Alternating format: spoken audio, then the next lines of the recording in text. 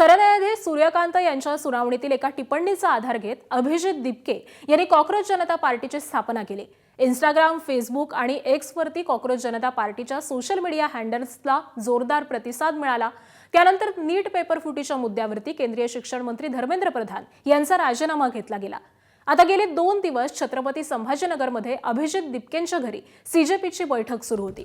अभिजित दिपके यांनी क्या बोलती पब्लिक या कार्यक्रम जाहीर केलेला असून तो सप्टेंबर महिन्यामध्ये राबवण्यात येणार आहे। सीजेपी कडून आज राष्ट्रीय कार्यकारिणी जाहीर करण्यात आली। सीजेपीचे संस्थापक आणि राष्ट्रीय संयोजक पद अभिजित दिपके यांच्याकडे असणार आहे।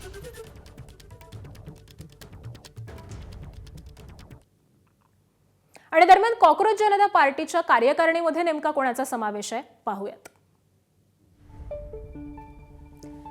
तर संस्थापक सदस्य अभिजित दिपके, वय वर्ष 30, त्याचबरोबर राष्ट्रीय सचिव अफरीन नवाज 34 वर्ष, आशुतोष रंका हे राष्ट्रीय कार्यकारिणीचे सदस्य आहेत, वय वर्ष 30।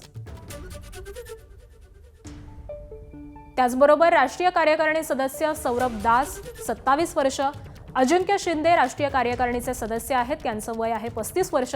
त्याचबरोबर दीपक बलियान हे देखील राष्ट्रीय कार्यकारिणीचे सदस्य आहेत। विजय रेड्डी मालंगी 32 वर्ष, माध्यम समन्वयक म्हणून त्यांची नेमणूक करण्यात आलेली आहे। त्याचबरोबर वैष्णवी गौर 29 वर्षांच्या त्या आहेत आणि रिसर्च अँड पॉलिसी या पक्षाची त्या सांभाळणार आहेत। त्याचबरोबर योगेश इंगळे 33 वर्ष, ते वित्त विभागाचे प्रमुख असणार आहेत।